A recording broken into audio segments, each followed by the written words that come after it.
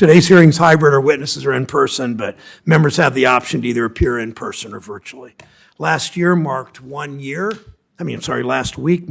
year since Vladimir Putin unleashed his brutal criminal war on Ukraine. Putin wanted to jeopardize the future of sovereign democracy and in the process to threaten the world order, an order based on freedom and democracy and the rule of law. Putin has been surprised by two things: the resilience of the Ukrainian people and President Biden's ability to put together and keep together a broad, consistent international coalition to support the Ukrainian people as they defend their country. Last week, I again met with Ukrainian Americans in Greater Cleveland, one of the most vibrant, largest Ukrainian communities in the country. In our country, my state is proud to have that vibrant, active community. Ohioans' message to me was clear: we maintain our resolve. We must continue to hold the Russian government accountable, along with all those who enable its war on Ukraine. We can't waver in our commitment to Ukraine. I'm glad that President Biden and Senator Schumer and Leader McConnell all made clear their support last week. Many of our colleagues of both parties were overseas last week, all showing united, bipartisan support. Our commitment to the Ukrainian people, our resolve to stand up to Putin, has never been partisan. We must recognize that Putin's brutal war is the most recent assault that authoritarians are launching around the world. All their eyes are on our response in Eastern Europe right now. NATO General Secretary said last month, if President Putin wins in Ukraine, this would send a message that authoritarian regimes can achieve their goals by brute force. Beijing is watching closely and learning lessons that may influence its future decisions. It's what the administration's national security strategy outlined as, quote, a strategic competition to shape the future of the international order, unquote. Today's hearing is about how we use economic tools, sanctions, export controls, investment screening to advance and protect U.S. national security and foreign policy. In addition to the humanitarian and military assistance the U.S. and our allies have provided to Ukraine, our response to Putin's war centered on the significant sanctions and export controls we have imposed to ensure that Russia, not the rest of the world, bears the full cost of Putin's illegal criminal invasion. These measures are imposing real costs on Russia. Treasury Deputy Secretary Wally Adeyemo put it pretty well last week. Our actions are forcing Russia to mortgage its economic future to save face today. We, of course, recognize that not all economies are the same. Our work is complex as we confront the challenges posed by President Xi and the Chinese Communist Party in Beijing. 25 years ago, Senator Lindsey Graham and I led efforts as House members to oppose China's accession to the World Trade Organization. Corporations in search of ever-growing profits shut down manufacturing in Ohio and in South Carolina and across the U.S. and moved production to China. It contributed to the industrialization of China, and it's funded the buildup, direct link, it's funded the buildup of the Chinese military. I've challenged that failed China policy of administrations of both parties, presidents in both parties, all the way from the first Bush up through Trump. Presidents of both parties have failed us on China in that way. It was obvious to some of us then, what all of us see now, that China poses a real threat to our economic security. Look at Columbiana County in Ohio, the home of East Palestine. Look at Clarendon County in South Carolina. Now the serious national security threats are also obvious. The Chinese government made its aims clear: to dominate advanced technology and global supply chains. The Chinese Communist Party's civil-military fusion policy erases the line separating commercial and military use of finished goods and of the technologies that go into them. And we've seen Beijing ramp up its activities in the South China Sea and Taiwan Strait while oppressing its own citizens. Now we're even seeing Chinese Communist Party officials meeting with Putin and consistently refusing to condemn his invasion of Ukraine. Whether in Beijing or Moscow, whether in Iran or North Korea, whether it's to address IP theft, human rights abusers, foreign traffickers of illicit fentanyl, we need a robust economic policy to deter and disrupt behavior that hurts U.S. national security interests. In this committee, I've worked with colleagues in both parties to restrict U.S. technology or financing from being used in ways that harm U.S. national security interests. On a bipartisan basis, this committee led reforms to strengthen our investment screening process conducted by CFIUS, the Committee on Foreign Investment in the United States. We provided permanent statutory authority for the Bureau of Industry and Security, the BIS, to administer and enforce our export control system. And last Congress, Ranking Member Toomey and I led this committee's work to prohibit the importation of Russia gold, to impose sanctions regarding human rights abuses by Iran, and to expand BIS's authority to limit exports to foreign militaries, intelligence services, and security forces. We took action last year. Many sitting at this table remember, to remove most favored nation trade status from Russia. Actions have economic consequences. I hope we'll continue this strong history of bipartisan work on important national and economic security issues in this committee's jurisdiction over the next 2 years with Ranking Member Scott, and I'm confident we will. Today in this hearing, we have a chance to take that first step by examining how we use our economic toolkit to advance the breadth of issues that impact our U.S. national security and foreign policy.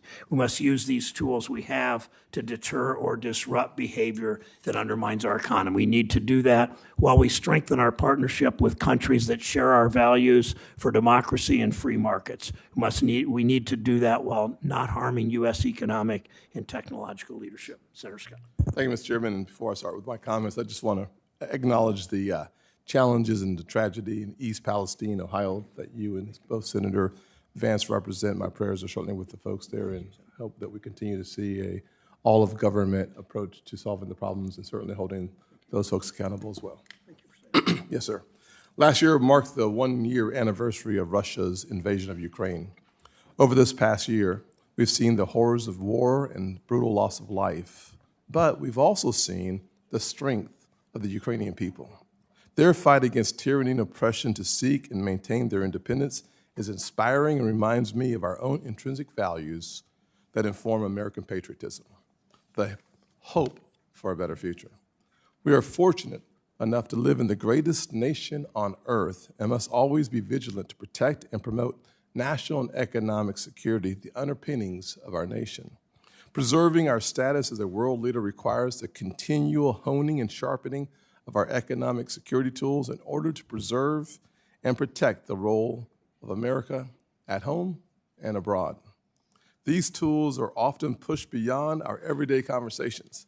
Folks don't always bring up sanctions at the dinner table, at least not in my house. But they are important to protecting and promoting American interests. We've seen firsthand, whether it's with Russia or North Korea, that the tailored use of sanctions can be an effective foreign policy and economic security apparatus. Unfortunately, these same tools have been wielded as hammers instead of scalpels, resulting in pushing our adversaries toward closer cooperation with each other and further away from us.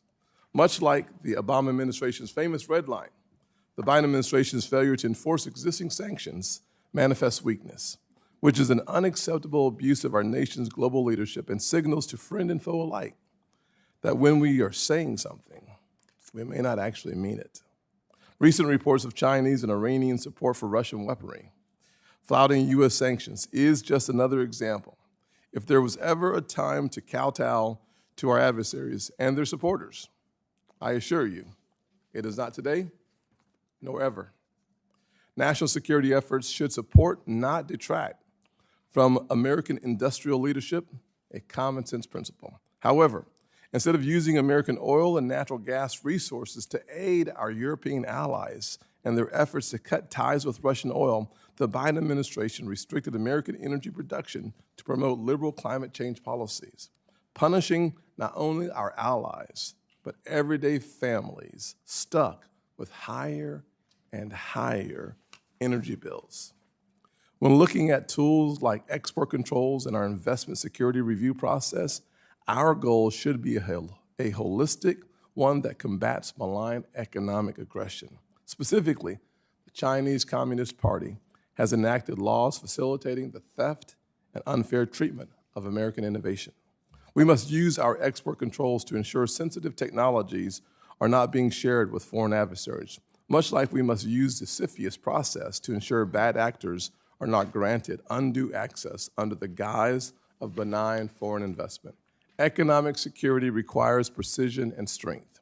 We must champion American economic opportunity. Hard work and ingenuity are two of the main drivers of the American dream, the same dream that our adversaries are working to stop. I look forward to hearing from our witnesses and on this important topic. Thank you. Thank you, Senator Scott, and thank you for your comments about East Palestine. I was there again yesterday. Excellent. And I appreciate the work that Senator Vance has done there, and the local Congressman Bill Johnson has been there at least a couple times a week and has really stepped up, so thank you. Yes, sir. Introduce today's witnesses. Dalip Singh is the former Deputy National Security Advisor for National Economics at the National Security Council and former Deputy Director of the National Economic Council.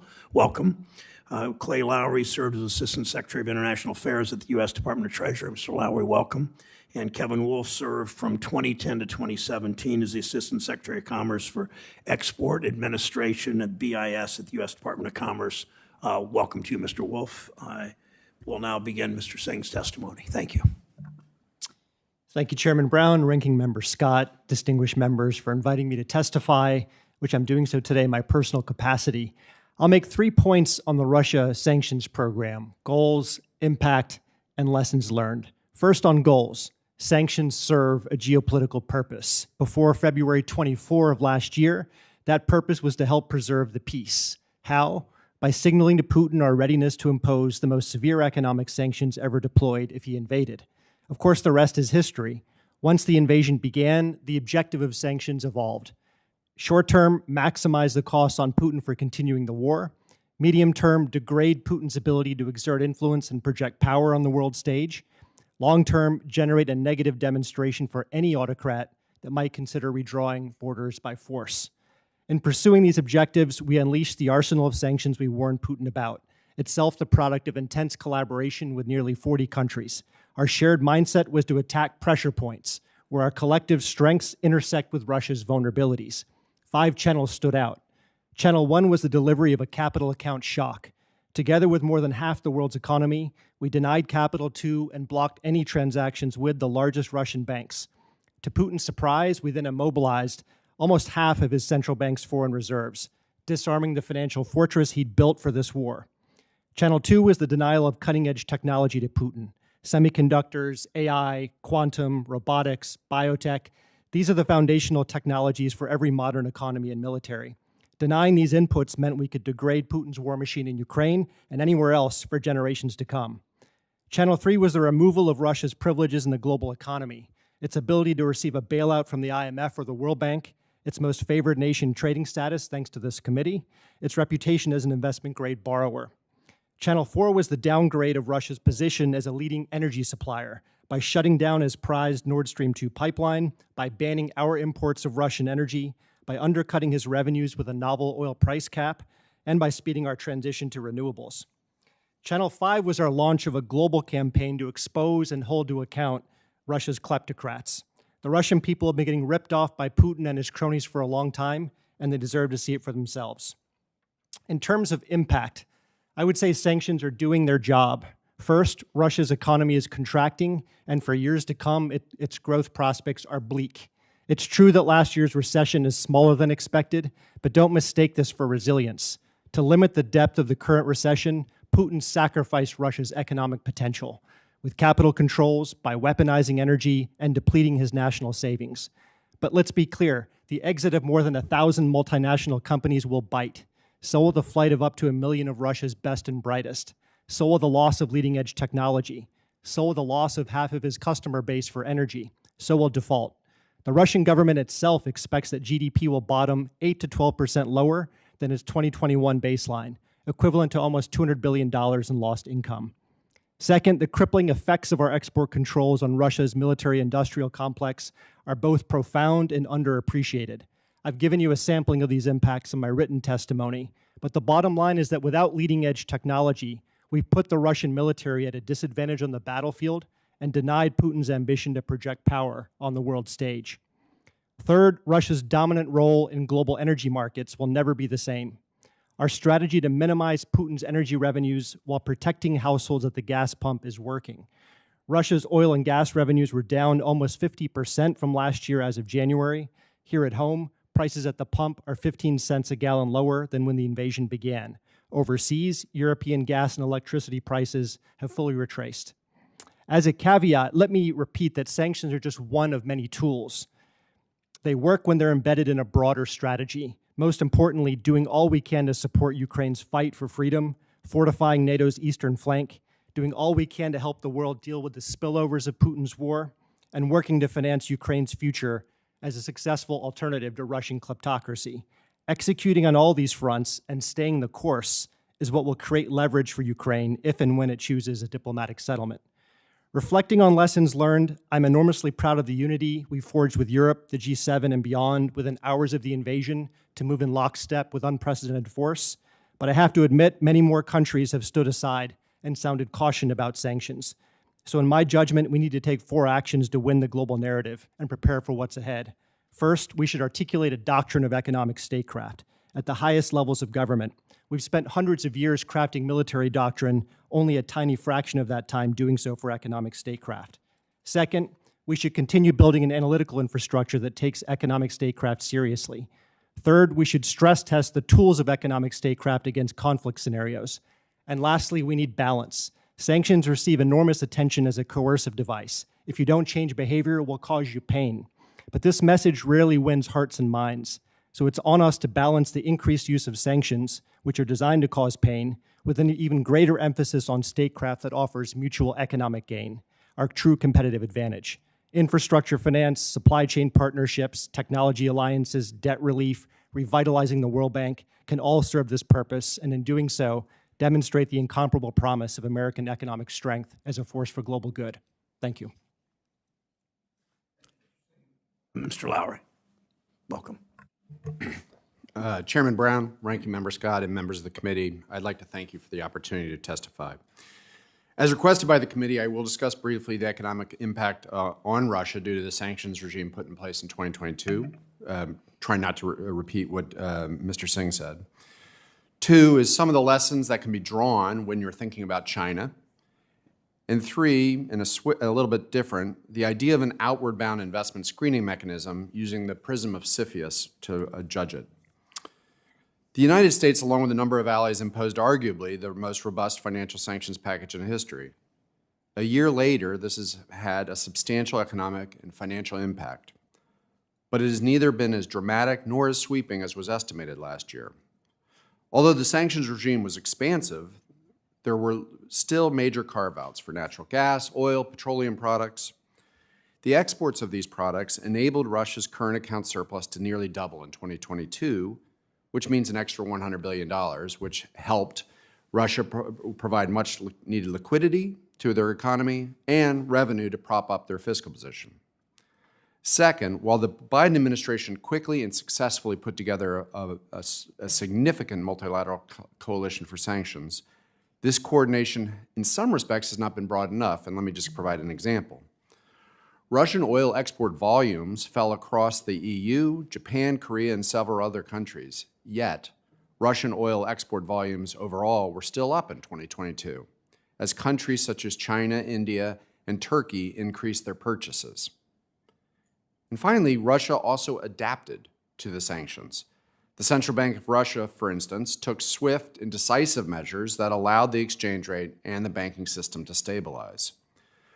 Now, Russia's economic and financial resilience in the face of such a major sanctions program does not mean that the program was a failure. In fact, it seems to be having an impact, as Mr. Singh said, on Russia's ability to obtain warfighting materials, has led to a brain drain, and is likely to lead to a slow but steady decrease in both productivity and economic activity for years to come. So you've asked me to consider how such a sanctions program would look like in the case of China. The key difference, of course, between China and Russia is China's economy and overall engagement in the world economy is simply magnitudes bigger than Russia in both scope and in scale. And to an extent, we would really be comparing an apple to an orange. However, there may be 3 insights from Russia as they relate to China that are worth thinking about. First is China, like Russia, has a significant current account surplus, But instead of being a major commodity exporter, they are the top exporter of manufactured goods. In fact, China's share of global manufactured exports are more than twice the share of what Russia's share of energy and fuel exports. Second, international coordination may be more difficult as it relates to China. China's much broader and deeper engagement in international economic systems suggests that choosing to implement sanctions, frankly, will be a much more difficult decision for jurisdictions around the world. And third, there's implementation risk. Even if international coordination is high, sanctions regimes are quite complex, and executing on them and implementing them is not like flipping a switch. And China will be even more complex than Russia. So the bottom line is that sanctions regimes are difficult to implement. Multilateral cooperation is quite complicated, particularly for larger economies. You can't plug every leak, and countries adapt. Now, let me switch to thinking about outward bound investment and its relationship to CFIUS. So one of the tools that the administration and Congress has been considering to influence our economic relationship with China is an outward bound investment screening mechanism, and some have referred to it as a reverse CFIUS.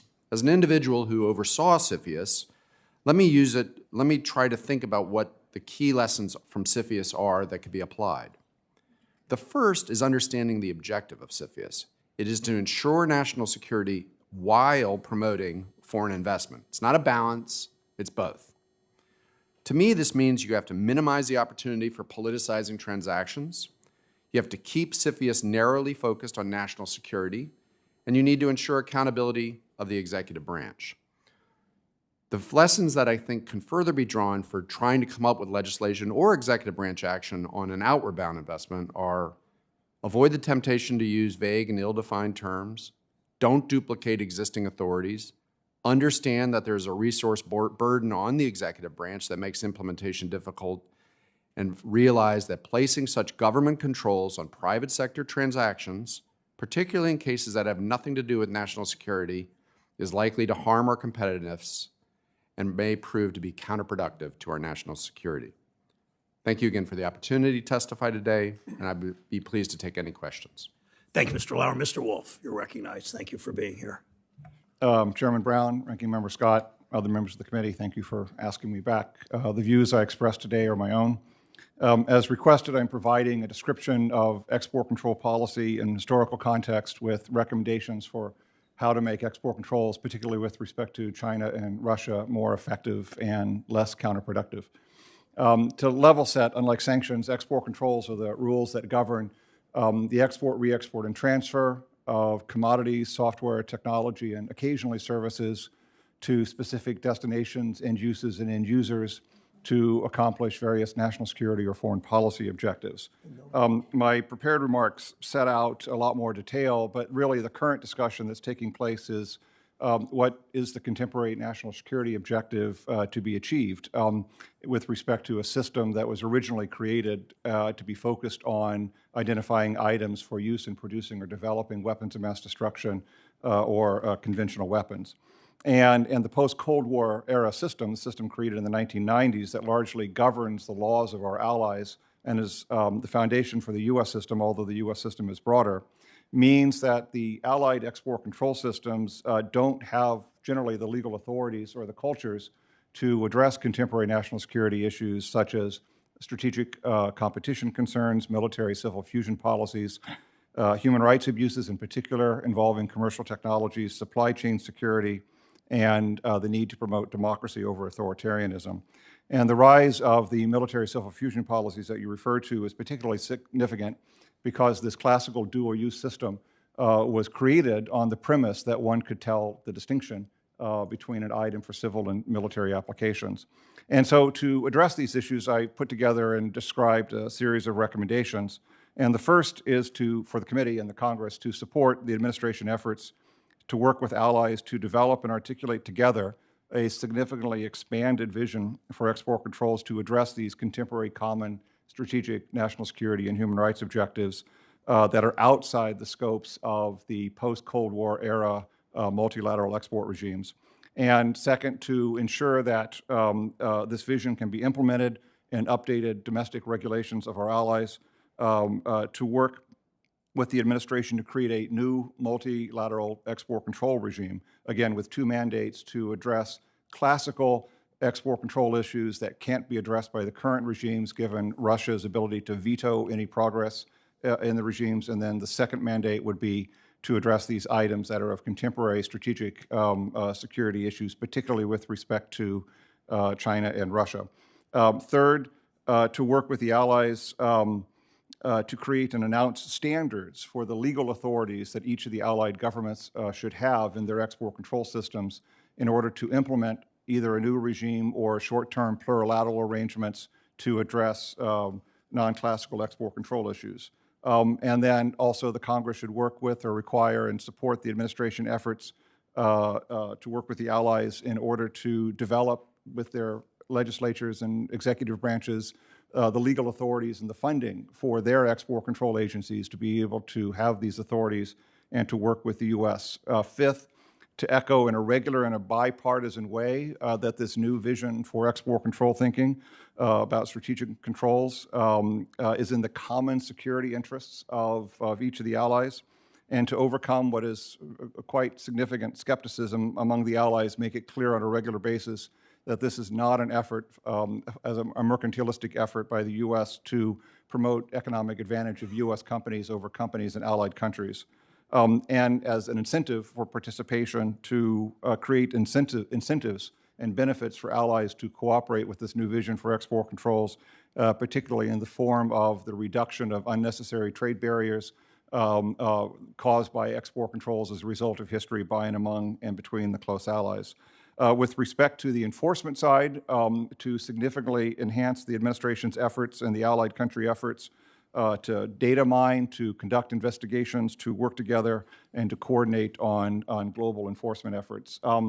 As seventh, as part of the AUKUS initiative, Congress should support administration efforts to radically harmonize and simplify the defense trade and dual-use rules by and among between close allies, Australia, the UK, Canada, the United States, of course. And all of these recommendations and others that I listed are going to be really quite hard. I admit that. But success will require inspired and inspirational and long-term and fact-based and bipartisan leadership. So all other alternatives are worse. So with that, I will stop and answer any questions you might have. Thank you, Mr. Wolf. Start with Mr. Singh. The world watched with horror as Putin initiated an illegitimate war against criminal war against the people of Ukraine. I know that Ukrainian Americans in my home state support the U.S. and the global coalition imposing sweeping sanctions and export controls, in response to the invasion. Describe the effectiveness, if you would, Mr. Singh, of our response and what metrics we should look at, when determining whether sanctions, and other economic measures are having an impact. Thank you, Mr. Chairman. Thanks for those sentiments as well. So let's start with the facts. Russia is in recession. It was growing at 4.7% in 2021, the year before the invasion. Last year, it contracted 2.2%. That's a fairly sizable swing. Now, it's true, the depth of the recession is not as large as many expected, including me. But I would not mistake this for resilience. It's not strength. It's more like a Potemkin facade. What Putin has done is prop up the current growth of the economy in exchange for sacrificing long-run growth potential. And there are three ways in which he did that. First, he slapped on capital controls. If you have capital controls, that means if you have rubles, you can't sell them for dollars. That arrested the free fall of the ruble, but it meant that it was much more difficult for Russia to actually import. Imports are priced in dollars, and that's led to a depletion of the goods Russia needs to modernize its economy, to diversify its economy. Second, he weaponized energy. And that, of course, spiked energy prices worldwide. It flattered his trade surplus. It lifted GDP growth, but at the cost of losing half of his customer base, the G7. And it led to a price cap, which will crimp his revenues even outside the G7. The latest budget figures in Russia showed a 46% decline in oil and gas revenues in January relative to last year. The third thing he did is he spiked government spending by 60% as of the last month. Of course, much of that money went into the war machine, and that lifted GDP growth, but at the cost of hundreds of thousands of Russian lives that have been lost, to say nothing, of course, of the lives that have been lost in Ukraine. It also depleted his national savings, It pushed up inflation and interest rates. So look, the Russian government's own analysis shows that its economy will bottom 8 to 12% lower than in 2021. And I actually think that's an aggressive estimate. He's lost 1,000 multinational companies. He's lost 1 million of his best and brightest. He's lost his technology base. He's lost his access to capital markets, and he's in default. That's the end game for Putin. Thank you. Mr. Wolf, that was the all positive response about what export controls and sanctions have done. Take the other side a little bit. Describe the limitations of current export control regimes and how the global response to the invasion of Ukraine has presented both the necessity and opportunity for a new multilateral export control regime. Oh, terrific, thank you. As I mentioned, the current export control system of our allies was established in the 1990s to focus on items of direct relevance to producing or developing or using weapons of mass destruction or conventional weapons. And so it does not address any of the contemporary national security issues that have been mentioned earlier, including the strategic security issues, human rights objectives, and country-specific issues, or the civil-military fusion policies that you mentioned in your introduction. Also, the way the regimes work is that each member has a veto over any change or progress, and Russia is a member of 3 of the 4 regimes and is apparently vetoing significant progress. And so as a structural matter, to enhance the effectiveness of the controls and to reduce counterproductive impacts on U.S. industry to level the playing field, I've been advocating for the creation of a new regime to address both of those mandates and for the U.S. to lead that effort to create it. I've got much longer versions of the description in my testimony, but that's the essential answer. Thank you. Back to you again, Mr. Singh. Given the economies of Russia and China are very different, you talked about commodities versus manufacturing as sort of the trademark, if that's the right word, of each, and have different levels of connectedness with the U.S. and our allies. What lessons may be learned from the Russia response that would be helpful in understanding the challenges in using our economic toolkit with China? So first on the differences, you're right. I mean, and Mr. Lowry alluded to this. China's economy is 10 times larger than that of Russia. Its banking sector is 30 times larger than that of Russia. It's the largest manufactured goods exporter in the world by a very large margin.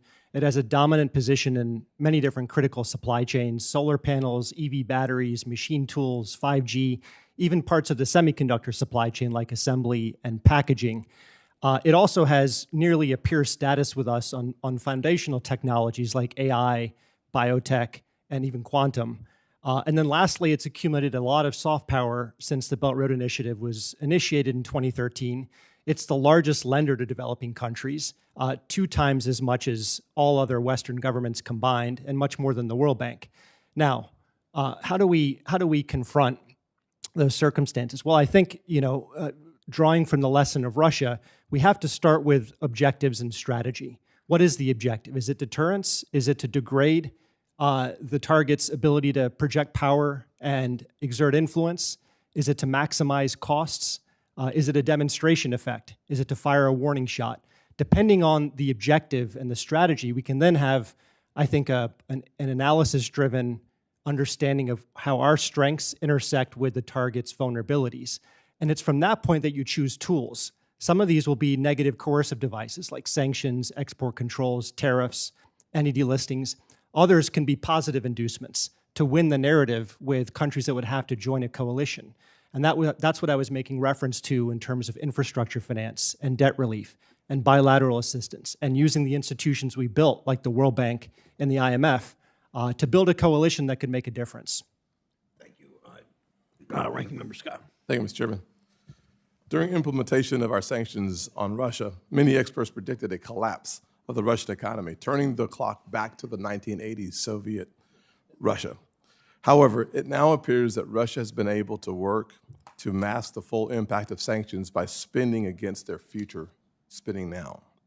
Putin has decided that his life is more valuable than the lives of Russia's children and its future.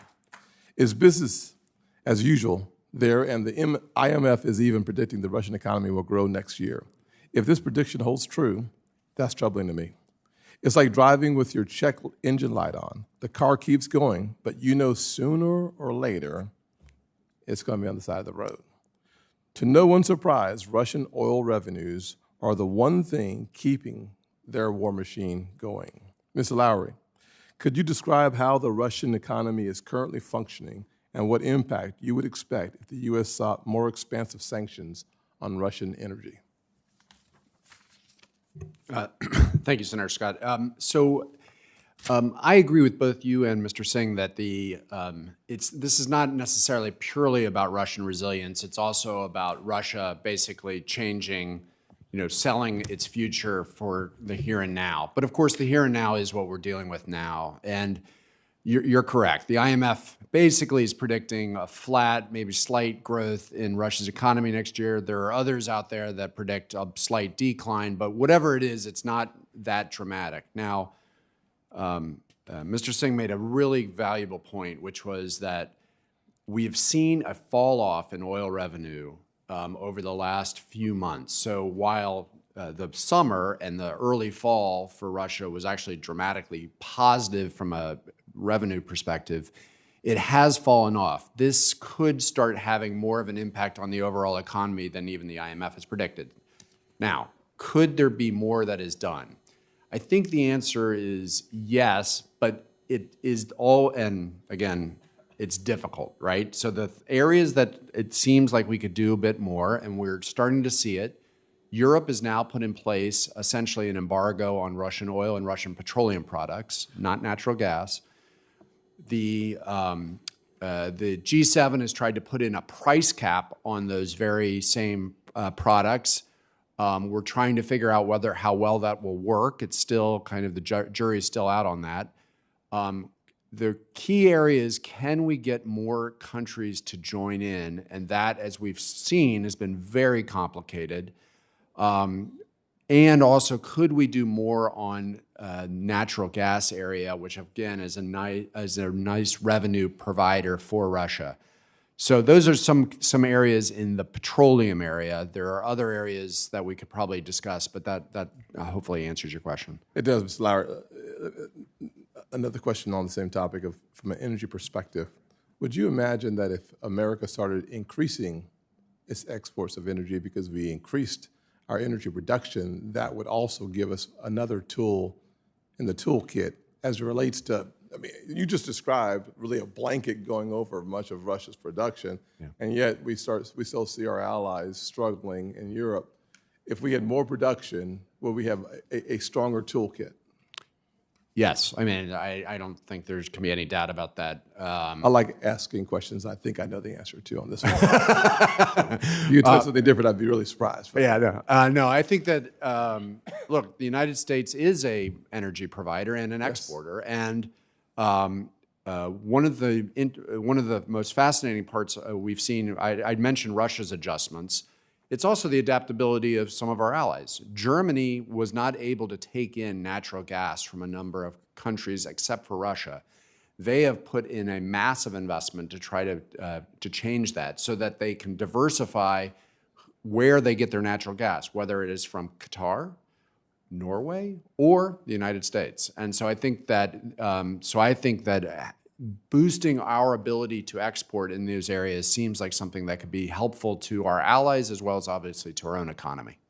Well, I only have 25 seconds left, so I'll save my question for the next round to Mr. Singh. But I will say that when I was on the Energy Committee back in 2014, 2015, one of the things I saw was from Lithuania, their minister came over and said, please, please, please, start exporting LNG. And we were just silent on that. That decision and previous decisions continue to have a domino effect on our ability to be in a stronger position from a global perspective when you need it the most. Thanks, Senator Scott. Senator Menendez is recognized from New Jersey. Well, thank you, Mr. Chairman. Thank you for holding this hearing on the question of sanctions. So I see that China continues to buy millions of barrels of oil from Russia, but we don't seem to sanction them. I see that Turkey is involved, according to Bloomberg, between March and October of last year. Turkish exporters sent about $800 million worth of goods to Russia, including $300 million in machinery and $80 million in electronics. So what more can we do, or should we be doing, to send countries a message that if you violate the sanctions, there are consequences? Because the sanctions are only as good as their enforcement at the end of the day. I've been the architect of many of them. But without enforcement, they are meaningless. So, Mr. Singh or Mr. Lowry, can you talk to the China question? Why is it that we don't seem to sanction China when they are getting millions of barrels? I mean, this is not like, a super state secret. The world knows that they're doing this, yet we don't seem to sanction them. Is there some impediment? So I'll try to start. So it is correct that China, India, Turkey have been a diversification strategy for Russian oil exports, and probably and other exports and imports. The issue will be is that China and India particularly never signed on to the sanctions regime in the first place, and so this is kind of the point about Mr. Singh and his team and the people at the Biden administration worked very hard on building out a coalition, and it was really difficult. But it wasn't perfect, and so you didn't get some economies to join in. And so the question then is, how do you then do it now? And it's hard to actually come up with mechanisms that don't create other consequences that are problematic. And so that kind of leads you towards greater diplomacy and working with countries that are slightly more adversarial towards us and some that are actually slightly more friendly to us, but they are countries that we have deal used with. secondary sanctions before. Mr. Singh, we've used I'm secondary happy to- sanctions before. We don't have to necessarily say, if you don't sign on, you get a free pass, because then, a lot of the world wouldn't sign on, right? They can get the free pass without consequence. So, Senator, I'll pick up on Mr. Lowry's comments. Unlike cutting-edge technology or foreign capital, in energy, we don't have an asymmetric advantage because of Russia's status as the world's second largest producer of oil and third largest producer of natural gas. And so we had to take a different approach, which was to say, how can we minimize his energy export revenues while maintaining a steady supply of global energy so we don't hit Americans at the pump, right? And so our first effort in this regard was, well, let's shut down. China doesn't hit us at the pump. So if Russia exports none of its oil to global markets and we don't have a replacement, the concern would be without OPEC plus or domestic producers filling the gap, we would see a spike in prices that would cause even more of an inflation problem than we were experiencing last year.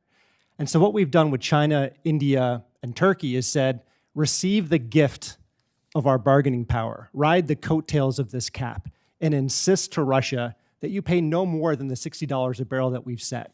And of course, we can reduce that cap to 50, 40, 30, down to the marginal cost of production for Russia. And that's the way in which we can gradually tighten the vice grip on Putin's energy export revenues without hurting Americans in terms of the cost of energy, the cost of food. Well, according to the administration's own words, where they say that China is considering the possibility of sending arms to Russia, that hasn't worked out too well. Yeah. Hasn't worked out too well. They're considering selling arms to Russia, which dramatically changes the nature of this conflict if they were to do so. So in my mind, either you are in a fight to win or you're in a fight to delay a long period of time. One last question. As chairman of the Foreign Relations Committee, I have an increasing view that the United States has to lead the creation of an economic alliance among like-minded countries that can provide a framework for cooperative action in response to military aggression, violations of sovereignty, economic coercion, and retaliation by adversaries. And Mr. Singh is the coordinator of the international economic response to Putin's invasion of Ukraine. Do you believe that something like this, an economic NATO, so to speak, is something that could be done? I think it's a fantastic idea to look at where our collective strengths intersect with the target's vulnerabilities and to move together, because otherwise we will be perceived as deploying the unilateral exercise of American financial force. That's not what we're talking about here. We're talking about the shared defense of core principles that underpin peace and security. So I think your idea is very much on point. Thank you. I understand the chairman asked me to recognize Senator Rounds. Yeah. Senator Rounds. Thank you, Mr. Chairman. Gentlemen, first of all, thank you for coming before the committee today. We do appreciate it. As you know, there have been numerous reports of suspicious activity by U.S. adversaries in regards to U.S. agricultural land purchases. In 2020, a Chinese-linked company planned to build a wind energy farm project near Del Rio, Texas, only miles away from Laughlin Air Force Base, where U.S. pilots are trained. And in 2022, a CCP-linked company attempted to build a corn milling plant on farmland near a sensitive Air Force base outside of Grand Forks, North Dakota. My question to Mr. Singh to begin with, in your experience as a former Deputy National Security Advisor for International Economics, how might foreign investment in U.S. ag land and companies by adversarial nations, particularly China, Russia, North Korea, and Iran, how could that impact our national security, especially if in close proximity to military installations? Well, thank you, Senator. Food security is economic security. Food security is national security. I think it's as simple as that. The supply chain for food in this country has to be treated with the utmost importance in the same way that we do with foundational technologies, in the same way that we do with energy and manufactured goods. You've added an additional layer of concern, which is that if the land that is built or in a greenfield investment is used for the purpose of spying, that raises an additional level of concern. And so CFIUS has the capacity to require notification for the acquisition of land above a certain threshold. It can bring in the experts to determine whether a national security risk is implicated. And that strikes me as a reasonable way forward. Thank you.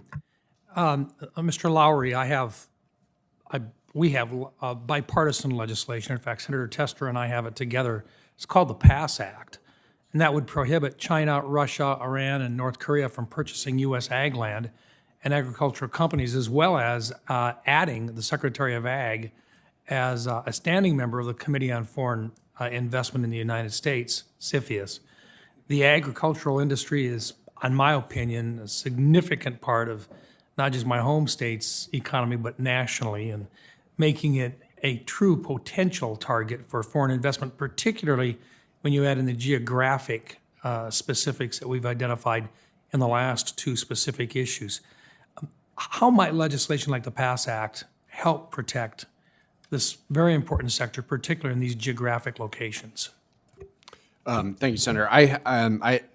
I don't know the specifics of your legislation, but from what you just described, I think that the issue to think about is a couple-fold. One is, as Mr. Singh kind of alluded to, CFIUS does have the ability under FIRMA, the law that was passed to reform CFIUS back in 2018 and the regulations in 2020, to look at greenfield investments in agricultural spots that provide a national security nexus. So in terms of a few things. One is if the Department of Agriculture should be part of CFIUS, that's something I think that's a very reasonable idea. Right now, if there is an agricultural aspect to a transaction, agriculture can be brought in by CFIUS, and it has been in the past. But that doesn't mean it shouldn't be more of a regular operation as opposed to kind of an ad hoc type of thing.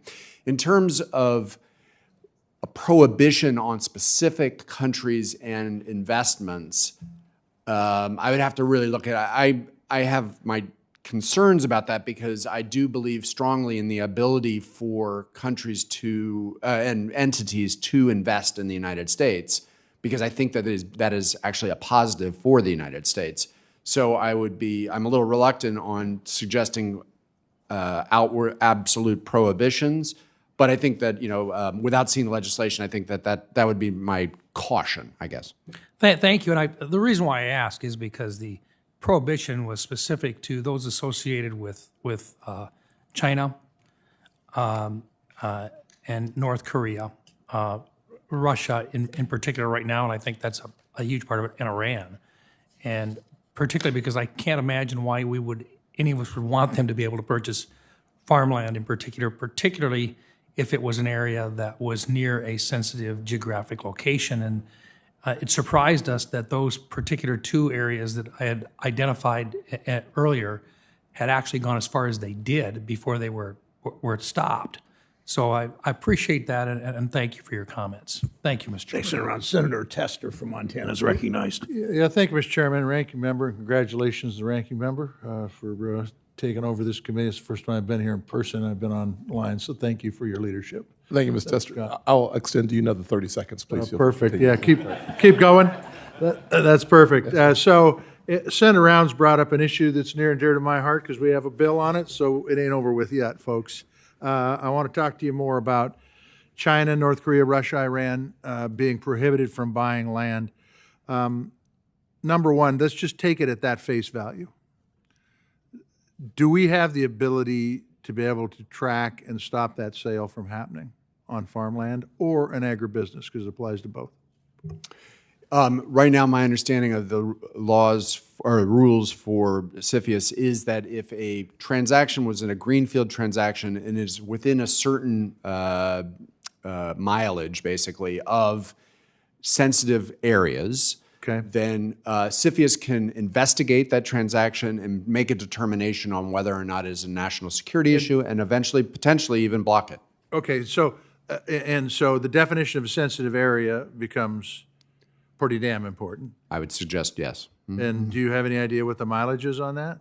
So I think that the CFIUS has put together regulations and they have created an annex. And that annex actually says which are the sensitive sites. I got you. Like an ICBM missile silo would be a sensitive site. That seems like it would be, And yes. the question is, does that extend 500 miles, 50 miles, 5 miles? I can't remember off the top of my head, and I apologize. That's important to know. And this, by the way, would not only ban that, it would ban it all. Because quite frankly, I'm going to tell you, and I don't want to speak for Senator Rounds, I don't think China, North Korea, Russia, or Iran gives a damn whether we exist or not.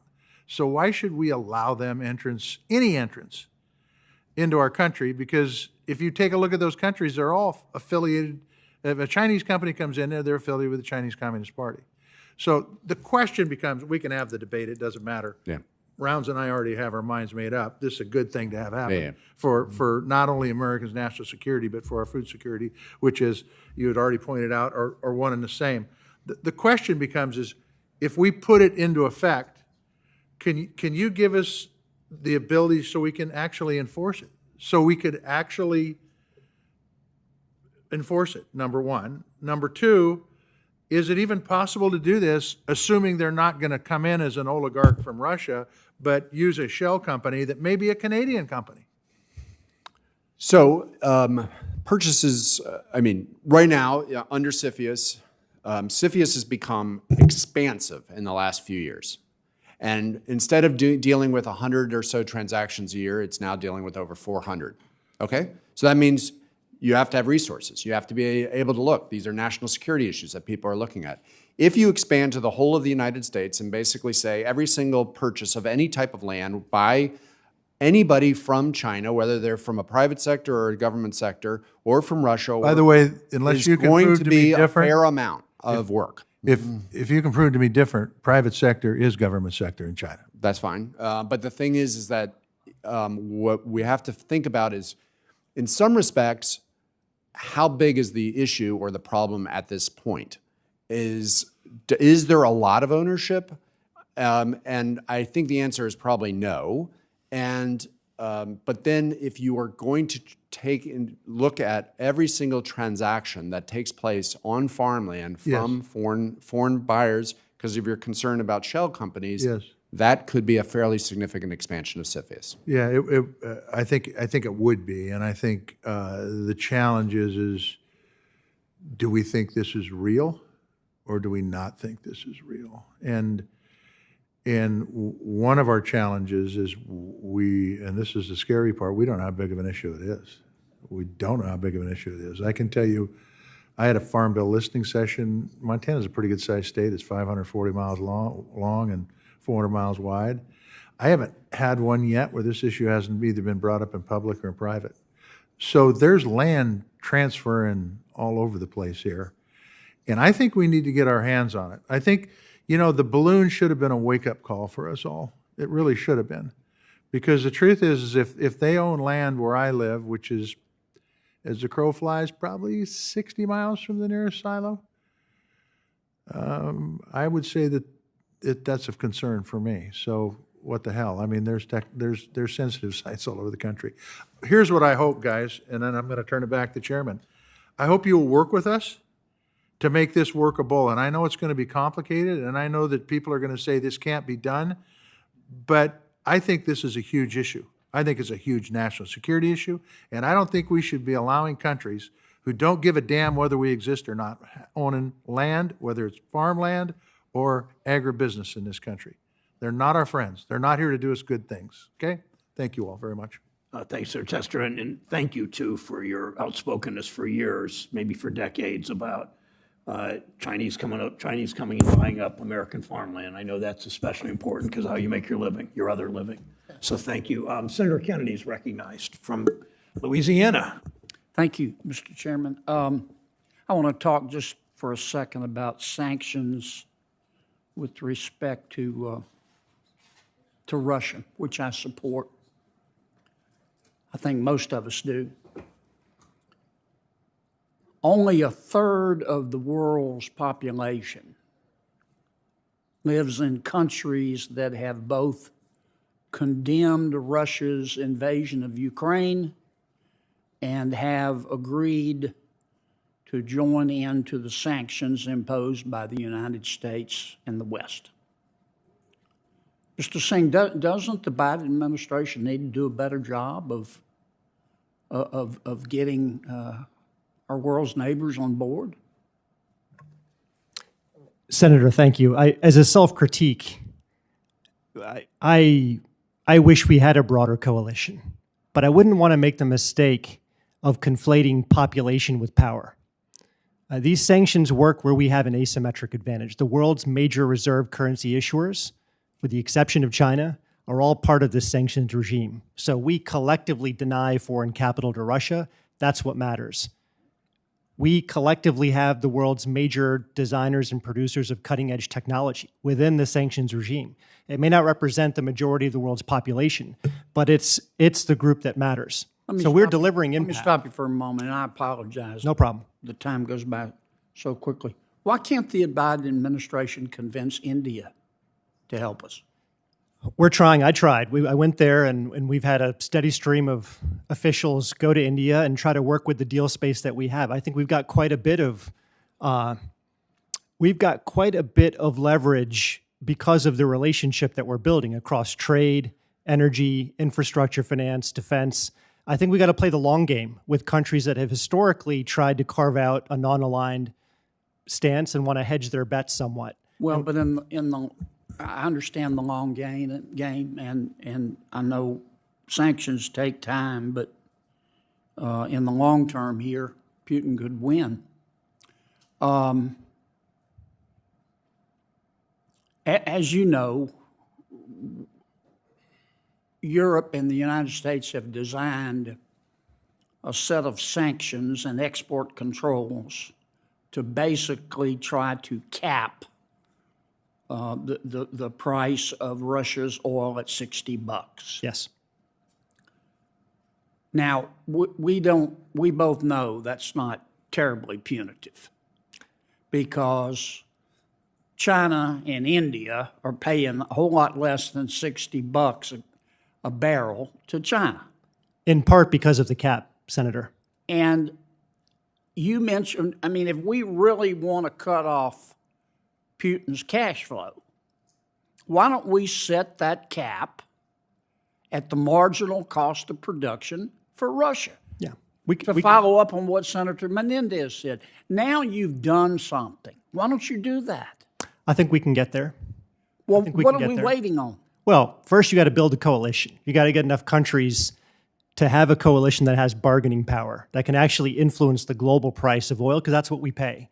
And now we've got a 37 or so country coalition that's influencing the price that Russia can sell its oil to, not only to us, but we're not importing any. I get it. I understand it, and I understand the politics of it. You've got to worry about the price of gasoline, too, in America. I get all that. But what are we waiting on? I mean, the longer we wait, here's I think it's becoming clearer and clearer that Putin has misjudged the people of Ukraine. Yes. And it's becoming clearer and clearer that President Xi has misjudged President Putin.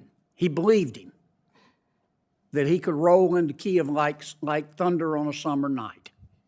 Now, you say on the one hand, that's good. On the other hand, that makes both Xi and Putin desperate, which I think is why Xi is talking about sending arms to Putin. Why don't I understand the politics of it, but why don't we just go to our friends in Europe and say, look, we're going to either win this thing or not. Now, this $60 cap on oil, we both know that's not having a serious effect. It's having some effect. I don't mean to criticize your work. But if you really want to strangle them, reduce that cap down to the marginal cost of production for Russia, and you cut off their cash flow. Senator, I think two things can be true. We are having an effect. His oil and gas revenues are down almost 50% year over year. But you're right that we can do more. For example, Let's do it. Why aren't we doing it? Well, I'm no longer in the administration. Maybe we are working on it. Yeah, but you got friends there. Sure. Maybe we are. I mean, I don't mean to just pick on you. Well, no, but you're a very these are smart fair guy, and I've questions. learned a lot listening to you. Gentlemen, do y'all have any thoughts on that? I think you make very fair points. Dalip's point is a very good one, which is it's just hard sometimes to build a coalition. If you saw the argumentation within the EU over the $60 price cap was as far as I could tell from an outsider's view, a knockdown, drag-out fight within the EU. And so, because I think there were countries like Poland who wanted a much lower cap, but then there were other countries who wanted a higher cap. Well, and excuse me if I interrupt them, but I'm about out of time. Let's just face reality, okay? Europe, if we've learned nothing from this, we've learned that Europe is totally dependent on the United States of America for its security, period. And were it not for the United States of America, Putin would be in Paris right now. I think we need to get a little tougher and firmer on our friends in Europe. I'm sorry, Mr. Chairman. Thank you for your indulgence. Thank you, Senator Kennedy. Senator Warner is recognized from his office. Thank you, Mr. Chairman, and I appreciate you holding this hearing. I think it's critically important. Many of my colleagues' questions I agree with. I want to take it in a slightly different direction, and particularly from my role as chairman of the Intelligence Committee. I think I want to talk about how we can limit foreign technology in the United States, because I do think the technology competition, particularly with China over the next balance of this century, is going to be where our futures are going to be decided. And my feeling right now is we have taken kind of a whack-a-mole approach to this issue. A number of years back on the Intel Committee, we identified the problem with the Russian software company Kaspersky. We dealt with that. We identified the challenges with Huawei, and we've spent public monies to kind of rip and replace. We've seen an activity using the Secretary of Commerce's tools to go after some of the chip companies in China on the entities list. And now many of us are concerned about the notion of communication firms like TikTok and both the potential of taking American data or being a massively used propaganda tool for the Communist Party of China. So, Mr. Wolf, I know this is an area of your expertise. Where do we have limitations? And as we think about restraints on federal tech or foreign technologies, wouldn't it be better to have a broad, holistic approach that could take on any of these technology challenges? Could you address this? Sure, thank you. Happy to help. What you're referring to are the information communication technology supply chain regulations that were published in final form at the end of the Trump administration, and the current Commerce Department has continued and has given responsibility to my former bureau, the Bureau of Industry and Security. And I think your bill or others, in order to give congressional voice and authority and mandate and resources to implementing that is really quite critical. Right now, the authority is under the International Emergency Economic Powers Act, and it would be, in my view, best that Congress speak directly and clearly as to it. The authority closes a gap, addresses a gap between export controls, which is outbound focused, CFIUS, which is inbound when there is an investment, and what you're referring to is to the extent that there are transactions or activities involving the communication supply stream.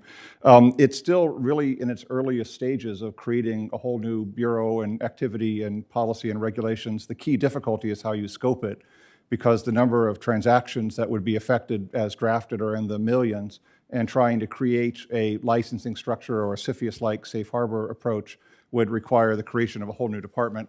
And there's also the general issue of ensuring that any type of regulatory authority, if the discretion is so broad that it will create perpetual clouds over the use and acquisition of electronics and other information equipment in the United States. So the principle and the policy are terrific. It closes the gap. Congress should speak, but it's about resources, scoping, and a clear mandate, particularly, by the way, with respect to protecting personal data, for which there isn't a clear regulatory structure, and export controls and CFIUS and sanctions really don't have the tools to do that. So, and it's a long way of saying supporter. I appreciate this, and I appreciate I've obviously been working on a bipartisan approach that will hopefully roll out shortly. But, you know, and some of this terminology from my colleagues, IEPA is a bill that goes back to the 60s, broadly gives the president some authorities, but it has been modified by the so-called Berman amendments in the late 80s, which particularly around communication technologies put some limits on IEPA.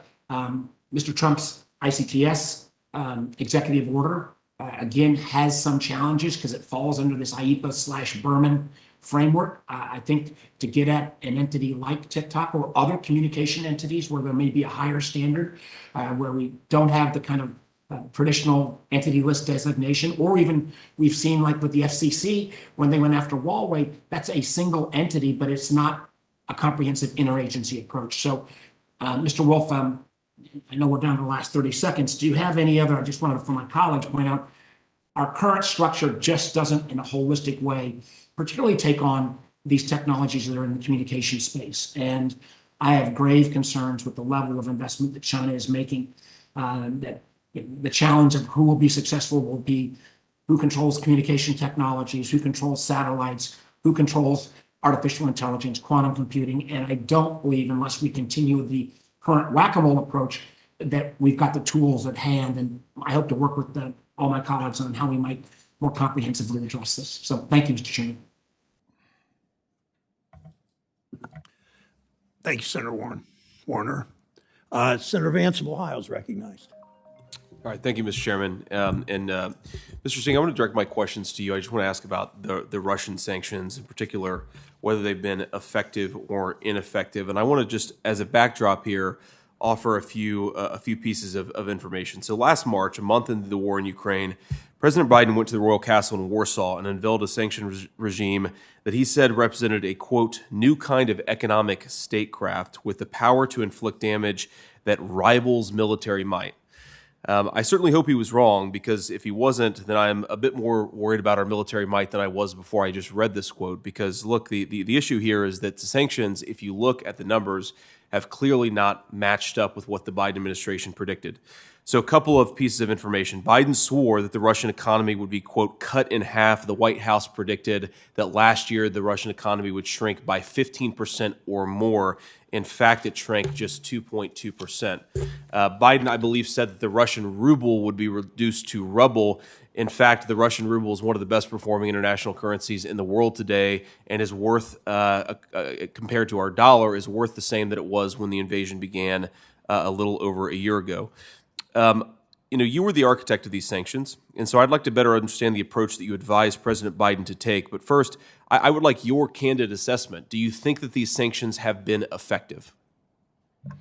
Thank you, Senator. I think sanctions are doing their job. They're not the only tool we're deploying. The most important ones are helping Ukraine fight for its freedom, enlarging and fortifying NATO's eastern flank, helping the world get off of Russian energy, welcoming the millions of refugees flowing into Europe. These are the tools that in tandem can make a difference. But when it comes to sanctions, yes, I think they're doing their job.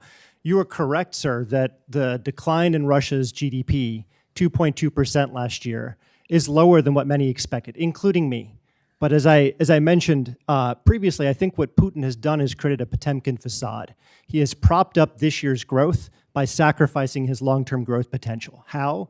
Capital controls. If you have a ruble in Russia, it's very difficult to convert that to a dollar. If you can't access dollars, you can't import anything. Without imports, Russia can't modernize or diversify its economy. Russia weaponized energy. That, of course, pushed up energy prices. That flattered net exports. That flattered GDP growth. But he's lost half of his energy customers. And oil and gas revenues are down 50% year over year. And then the last thing he did is he spiked government spending by 60%. You can do that to prop up GDP growth, but you'll deplete national savings. You'll drive up inflation. You'll drive up interest rates. We've degraded his military-industrial complex. We've cut off Russia from its major energy consumer in Europe. So, Mr. Singh, I want to just unpack a couple of points there. So certainly take the point that perhaps the Russian long-term economic damage has been there, but it's a little concerning for us as policymakers when the administration says that these sanctions are going to be effectively a military-grade deployment into the Russian economy, and then you look at the top-line data, and that just hasn't been borne out. And I worry about that. I also worry. I spoke to an international relations scholar yesterday who really expressed some concern about whether America's deployment of sanctions in this particular context and the failure to see obvious short-term benefit to the Americans, obvious short-term damage, or at least nearly as significant as short-term damage to the Russians, actually causes some credibility issues with our own government.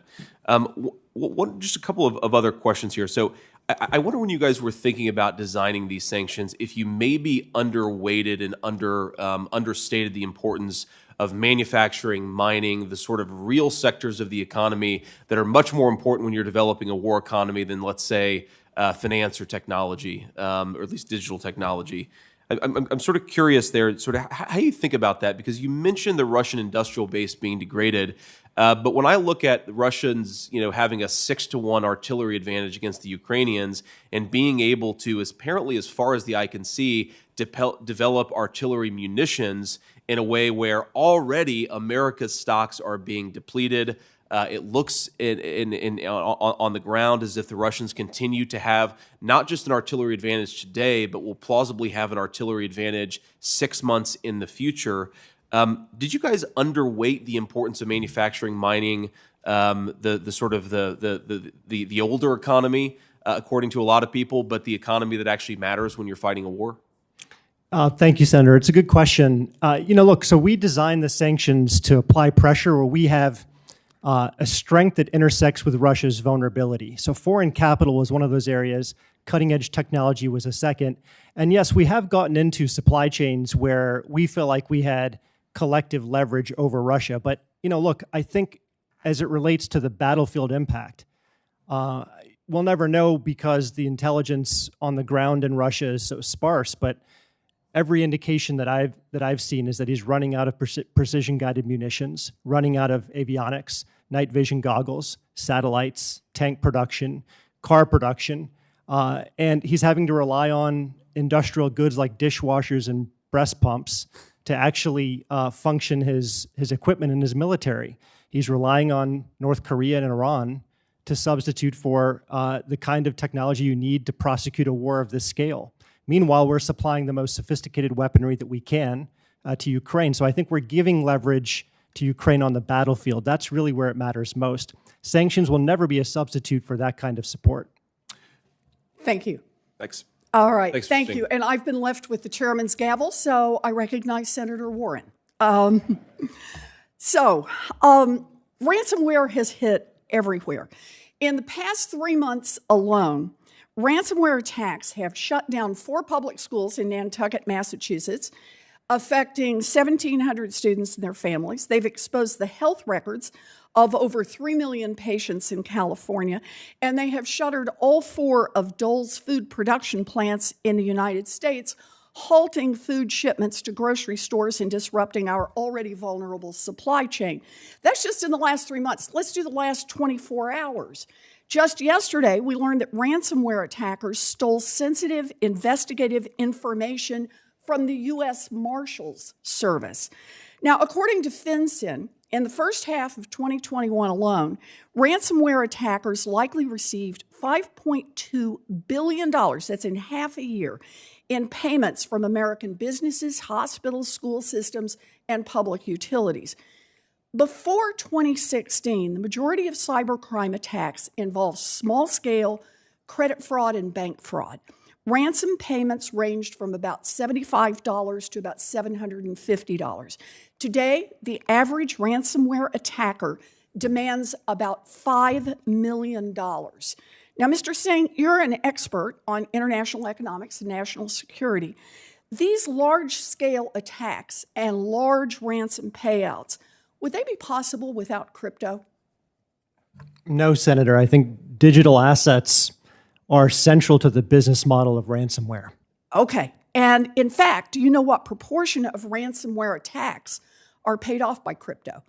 Must be close to 100%. They're exactly right. Right at 100%. The most active ransomware gangs are affiliated with or based in Russia, North Korea, and Iran. Now, Mr. Singh, does that put our national security at risk? Absolutely. So, thank you. In fact, in 2021, about 3/4 of all ransomware revenues, that's now measured in billions and billions of dollars, 3/4 of it went to Russia-linked ransomware gangs. In the years since Russia invaded Ukraine, Russian criminal organizations have doubled down on using crypto to hold American businesses, American schools, American hospitals hostage. Some have even declared allegiance to Vladimir Putin, vowing, quote, to strike back at critical infrastructures of Russia's enemies. And just last week, a Russia-affiliated ransomware gang called Black Cat attacked 13 hospitals in eastern Pennsylvania. So, Mr. Singh, I have one more question for you. You helped craft the sanctions that our country imposed on Russia, and that you were just talking about with Senator Vance. You helped craft this in response to the Ukraine invasion. Is crypto allowing Russian ransomware gangs to extort American businesses and potentially evade those sanctions? Senator, I don't believe it's allowing for the evasion of sanctions at scale, but even $1 of evasion is not something we ought to tolerate. And I think as I reflect upon the experience, one of the efforts we made in parallel was to launch the executive order on digital asset regulation and also trying to push our government to launch a digital dollar, which I think is the single best step that we could take because it would crowd out the ecosystem of crypto that allows national security adversaries like Russia to exploit our deficiencies, our weaknesses in terms of our critical infrastructure. And yes, I think to some extent, we won't know exactly for sure, to evade the impact of our sanctions. So actually, let me just drill down just a little bit on this. In March 2022, FinCEN issued an advisory warning about Russian attempts to evade sanctions. The guidance said, and I'm going to quote, "Sanctioned persons, illicit actors, and their related networks or facilitators may attempt to use crypto and anonymizing tools to evade U.S. sanctions and protect their assets around the globe," end quote. And in September 2021, OFAC issued an advisory highlighting the sanctions risks associated with ransomware payments. And if I'm not mistaken, you were serving in the White House at this time.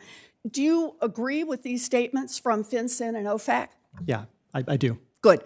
You know, crypto is being used to hold American businesses for ransom. It's being used to threaten American towns.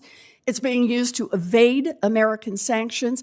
And it's being used to enrich America's adversaries.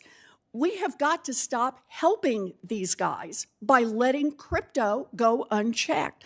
Senator Roger Marshall and I are reintroducing our crypto anti-money laundering bill to protect our nation from ransomware attacks by stopping the flow of dirty money.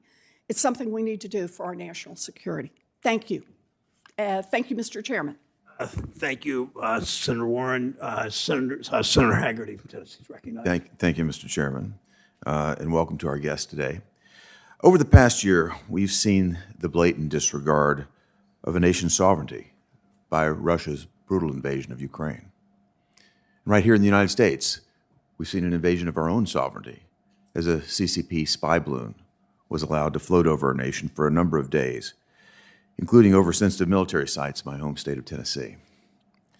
In the case of Russia, I was pleased to see the administration apply sanctions to key Russian sectors, such as its finance and energy sectors which were used to fuel Russia's aggression in Ukraine. In contrast, China has simply received a slap on the wrist, at best, for its complete and illegal violation of our U.S. sovereignty. To date, only just six entities from China have been added to the Department of Commerce's entity list, and 0 sanctions have been applied to the PLA, to the state-owned enterprises, and to the other entities that supported developing this balloon and its payload. It's well known that China's space sector writ large is entirely administered by, or at least works in close coordination with the CCP's People Liberation Army. If that isn't damning enough, the administration was forced to sanction a Chinese space entity, Spacity, for providing support to the Russian military. I'd note that if you just took a look at Spacity's website, you'll see that they directly partner with China's nuclear weapons manufacturers, their defense universities, and the state-owned enterprises that directly support the PLA. So, Mr. Singh, my first question is for you. Do you believe that the administration should be doing more to hold the People's Republic of China, to include its space sector, accountable for violating our sovereignty and our national security? I appreciate a yes or no answer, please. Senator, I'll be concise. I mean, to the extent we have evidence of which entities were involved with the violation of our sovereignty, we have any number of tools that we can consider deploying. Should we do more? I've not seen the forensics, but we certainly have the capacity. I think it's clear to the American public that more is needed to be done. Mr. Singh, I'll stay with you on this. You're one of the chief architects of the economic sanctions imposed by the U.S. on Russia, as Senator Warren just highlighted. Under what conditions would you recommend that this administration consider sectoral sanctions against other adversaries like the People's Republic of China? Senator, so the conversation about what tools to use has to start with the strategy. What's the objective? So for any target, the question is, are we trying to deter an activity? Are we trying to impose maximal costs? Are we trying to degrade their ability to project power?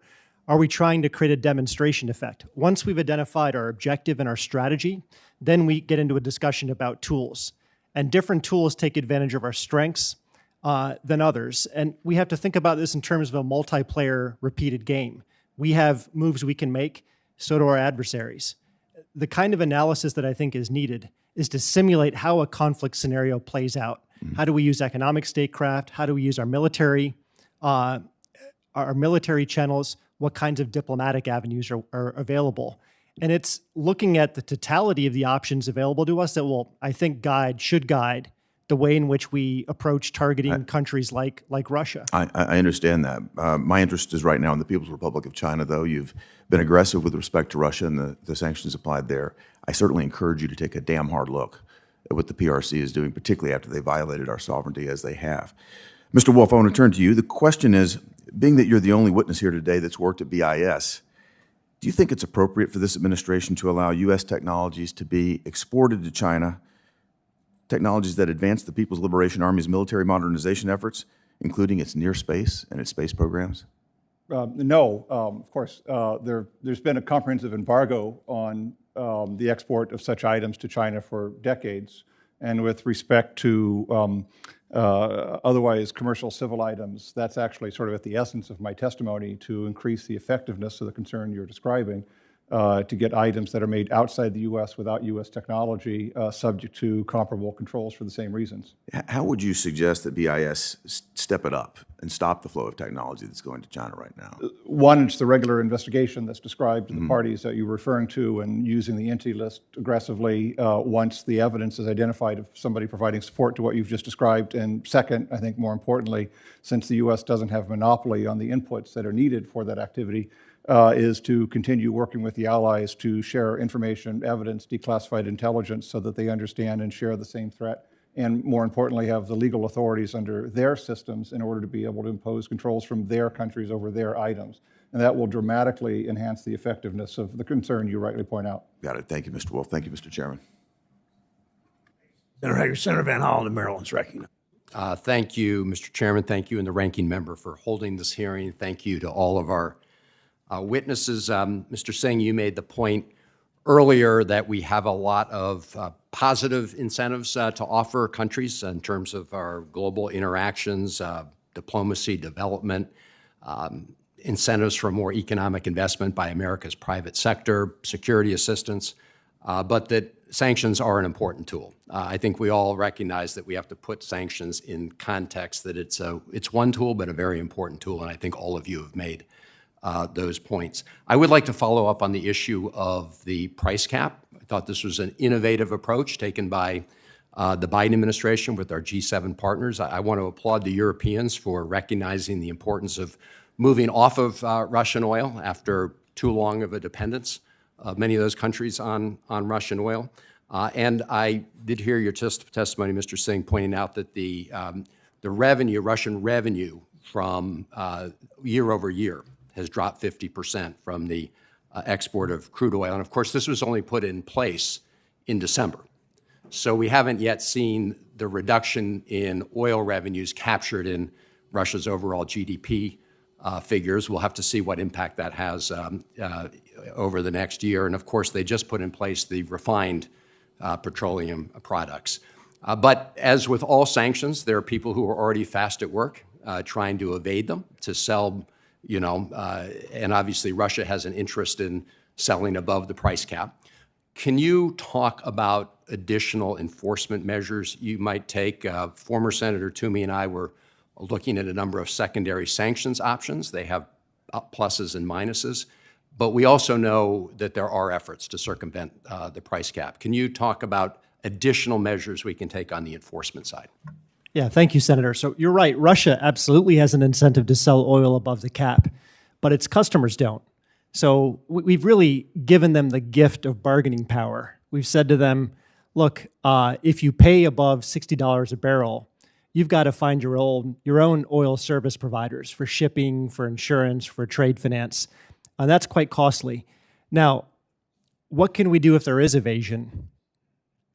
Look, I think over time, we can find ways to reduce the price at which the cap is set, just to clamp down further on Russia's ability to sell at prices that flatter its budget revenues.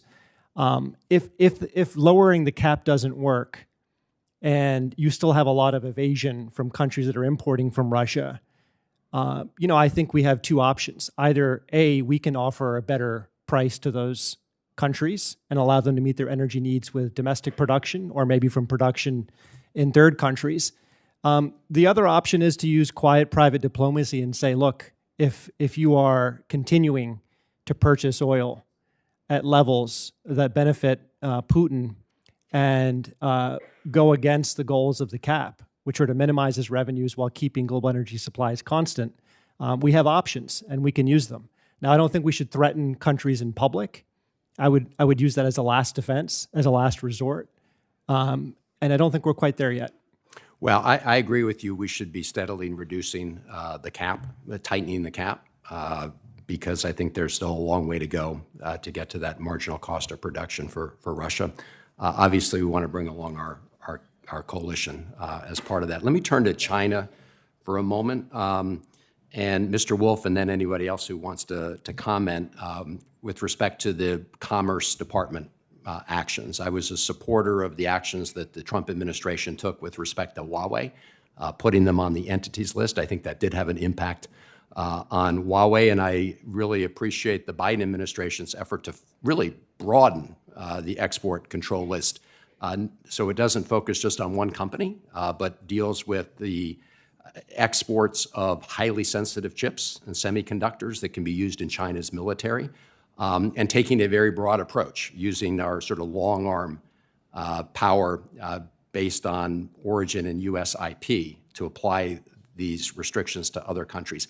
How effective do you think that's been to date? What can we do to further encourage its enforcement? And what is your assessment of how we can use that model going forward? No, excellent question. And I think to date it's been very effective because the Commerce Department used an all of the above strategy of controlling exports from the U.S., controlling activities of U.S. persons, controlling foreign-made items that are made with U.S. Technology and software.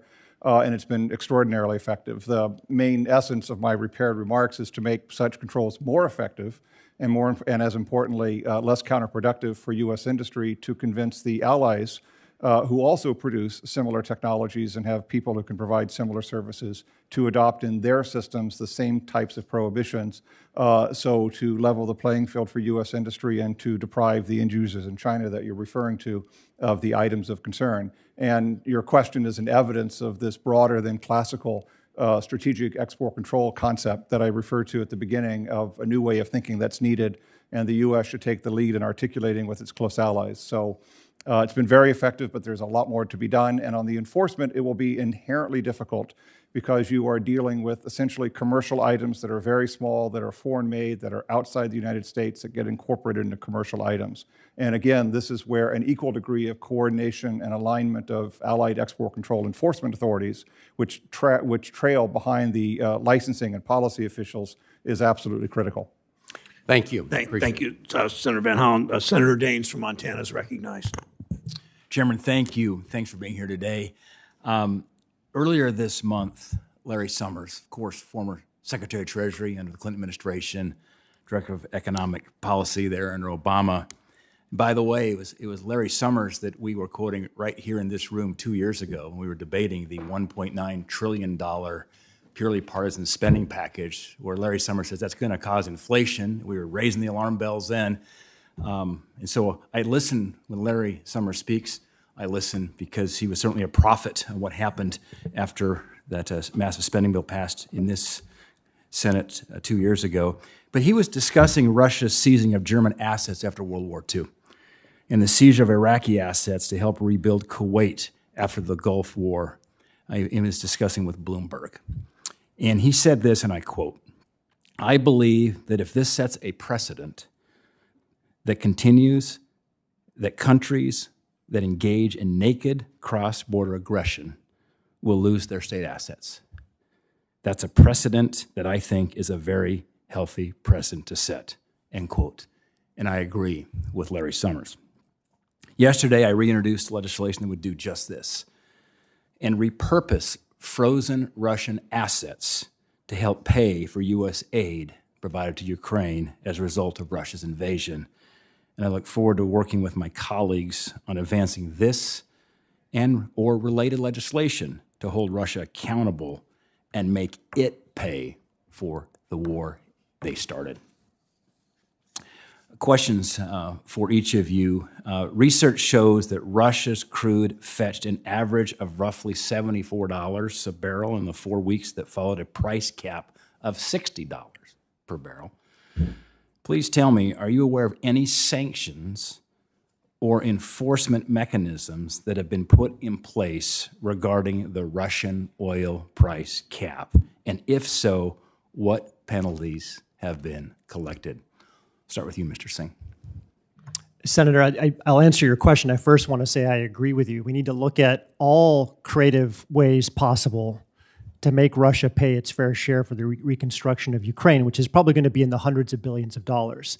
And if that means using the central bank reserves that we immobilized as collateral for Ukraine to issue debt, I think that's something we ought to pursue.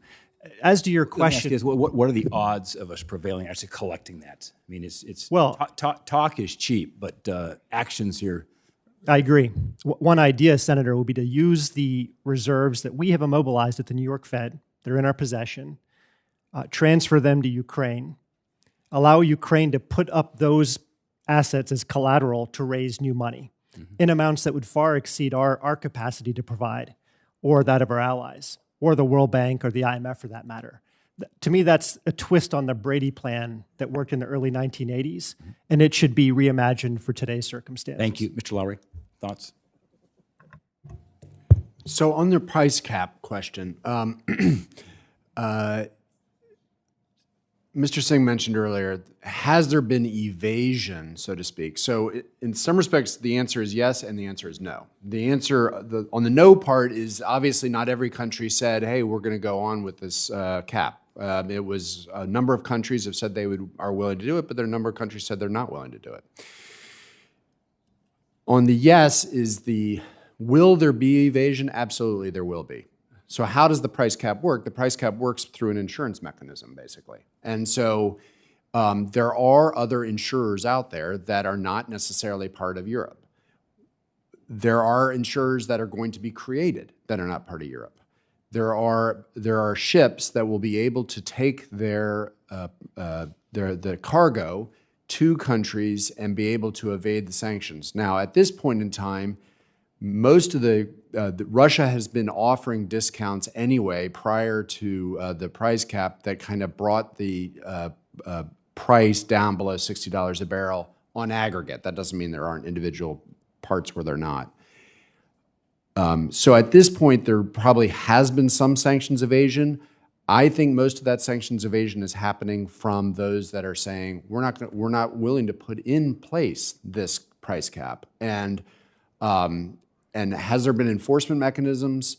The price cap is very, very new. It's only been in place for a couple months on oil shipments, not on petroleum products, which has only been in place for a couple weeks. So I think that the enforcement is a very important point. It's an important point for all of the sanctions conversation we've been having throughout this conversation. Thank you. I'm out of time here, Yep, but sorry. just 2 days ago, Secretary Summers, in fact, was citing Bloomberg, indicating that current economic sanctions were failing to provide a deterrent to Russia's aggression, and seems to indicate that more aggressive limits or further measures may be needed. So I'm out of time, Mr. Chairman. Thank you, Senator Dane. Senator Britt of Alabama is recognized. Thank you, Mr. Chairman, and thank you, gentlemen, for being with us today. Before we start talking about sanctions, I wanted to take a moment to talk about the Committee on Foreign Investments in the United States. In 2021, the U.S. Department of Agriculture noted that foreign investors now owned over 40 million acres of our farmland. This has occurred since 2015 at a tune of about 2.2 million acres a year. I've heard from many Alabamians as I've traveled across the state, and this is a concern for them, specifically the Chinese Communist Party and their willingness and their efforts and deliberate and intentional attempts to buy up fertile U.S. farmland. I believe food security is national security. Food security is economic security. So I believe that 1 acre of our farmland owned by the Chinese Communist Party is 1 acre too many. Additionally, I think there's another layer of national security concerns that we're allowing China to buy up farmland near our military installations. It is completely and totally unacceptable. So my question, Mr. Lowry, for you as a former chair of CFIUS, when it comes to ensuring we have a strong agriculture voice at the table when these decisions are being made, do you agree that it's reasonable that the Secretary of Agriculture should be involved as a member of CFIUS? I think it is totally reasonable, yes. And as I mentioned earlier, if the CFIUS needed to bring in agriculture right now, they can do it on an ad hoc basis. But to the point that you've made and a number of senators have made, it sounds to me like this probably should be looked at in a more systematic way. Yes, we need a permanent seat at the table because it is absolutely unacceptable. When you look, I believe, probably say with great confidence that the Chinese Communist Party is not allowing the United States of America to buy up their farmland, particularly near their military installations. So on that line of questioning, under CFIUS, it's almost always national security agreements. They're issued instead of outright blocking foreign companies from acquiring U.S. companies or engaging in transactions that are assessed to have these national security implications. We issue these agreements first. And my question to you is how does CFIUS enforce a national security agreement? And what are the consequences for failing to adhere to the terms of those agreements?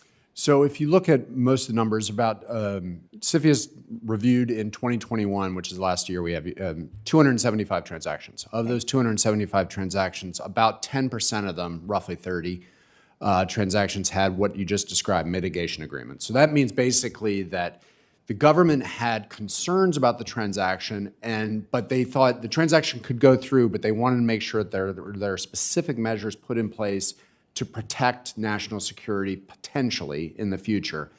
Those national security agreements can last for a long time.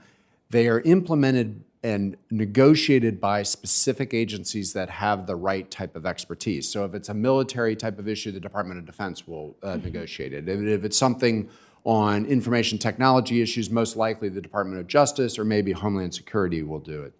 They follow these agreements up through monitoring mechanisms, auditing mechanisms from third-party auditors, and if there are violations of the mitigation agreements, they do have the capability to, one, obviously step in and do something, including they could actually divest the transaction way after the fact, or more likely they could do something like they could do a fine, they could do warnings to basically see, kind of make sure you get your house in order type of problem. So that's kind of how it works. And I think there's roughly about 200 mitigation agreements from past that are in effect.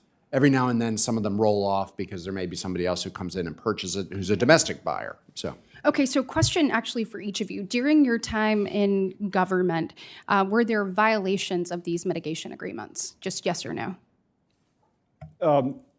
No, but there weren't the same enforcement authorities that were created after I left in 2018. Okay. So I can't properly answer. Okay.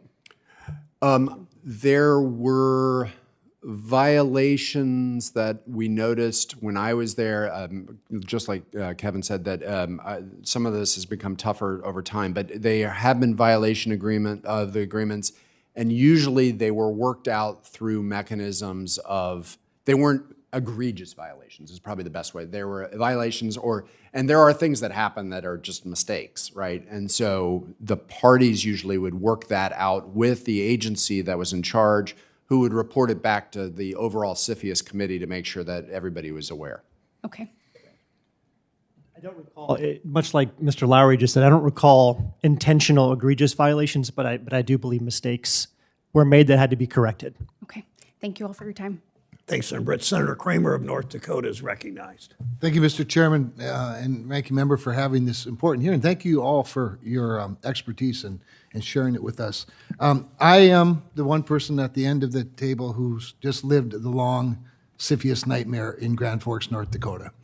And I cannot tell you how disappointing it was, and frankly, how consequential it was for CFIUS after not just the 45-day review, but then another 20 days added to get further information, all of which sends signals, of course, that were missed by local leaders, unfortunately, but only to conclude clumsily non-jurisdiction over an agribusiness 12 miles from a ISR military base and a LEO, low Earth orbiting satellite ground station.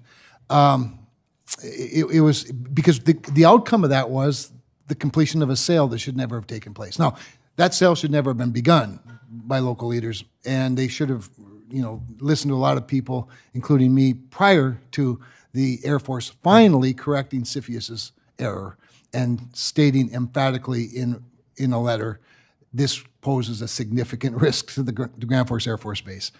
So I'm with all of my colleagues who have said that the Secretary of Agriculture should be a permanent member of CFIUS. If food supply chain isn't critical supply chain, nothing is. Food's so darn important, maybe should be a member of the Joint Chiefs of Staff, but we won't, that's another committee I'm on. So anyway, we're deeply disappointed, and I hope we can, and I think we do have strong bipartisan support for strengthening agriculture's role on CFIUS. That said, I want to actually talk about something else for a little bit, and that's the role of domestic energy production and export as a means to bringing global price down. I long for the day when the WTI is the global index, and I think we should do that, and I think we can do that by flooding the market with American oil, for example, and gas, and selling it to our friends and frenemies alike, that will bring down price for all of us. That said, one of the means that I'm interested in, that I've been working on, is a carbon border adjustment mechanism that recognizes the high price that our carbon-intensive companies already pay for a higher environmental standard as well as other high standards like labor and workplace standards, and joining forces with our friends that have similar standards, and instead of punishing ourselves, punishing and manipulating, hopefully, the behavior of the polluters, which just also happen to be our adversaries in most cases. I favor a much simpler approach than a lot of others because I'm a simple guy and I can understand simple things. But I might just be interested in each of you. I'd start with you, Mr. Wolf, since you've sort of managed some of these tariffs. I call this a pollution tariff. What your thoughts are on the possibility of some sort of a pollution tariff or a CBAM that recognizes our high cost of production? Apologies, it's not an issue I focused on or thought about, so I'll defer to my colleague. All right, Mr. Lowry. I think it's an interesting issue. It does strike me that you're going to have to then start thinking about how to come up with a price for carbon, and that's been, as we all know, it's a dicey issue. It's hard to do, and we're not there yet. So, in order to have some sort of a border adjustment mechanism, I think you're going to have to figure out how to find a price for carbon. What about what Europe has done to this point? I wish they would have. I wish we could have caught up, or we could have done it in sync with each other. Clearly, price of carbon sends up all kinds of red flags, especially in my energy-producing, oil, gas, coal-powered state of North Dakota. But this is again where I think, can we find something that doesn't punish our own clean producers? But changes behavior. And Mr. Singh, thoughts on the possibility? Senator, yeah, I think there are two approaches out there. One is, do you set the tariff by your cost of regulatory compliance? That tends to be the European approach. The one that I think has more appeal is, how much have you actually done to reduce your emissions as a country? That's what matters, right? And so, depending on how much progress you've made in reducing what actually impacts the environment, that determines the degree to which you impose a border adjustment tax. So I think that's a tool. I think you're right, Senator. This is a tool that we need to think about and refine. To my mind, the latter approach is the way forward. Thank you. Excellent. Thank you. Thank you, Senator Kramer. Before we adjourn, and I just wanted to say that I thank Senator Britt for sitting through this whole hearing. It's an unusual occurrence, and she really did ask incisive questions, and I'm guessing she learned a lot because these witnesses, all three of them, were so good. She already knows a lot, so she learned even more. So I wanted to call her out for that. Thanks to the witnesses for being here. Senators who wish to submit questions, for the record, those questions are due 1 week from today, March 7th. For the witnesses, you have 45 days to respond to any questions. Thank you. This was a particularly good hearing, and the responses of all three of you. Thank you. We're adjourned.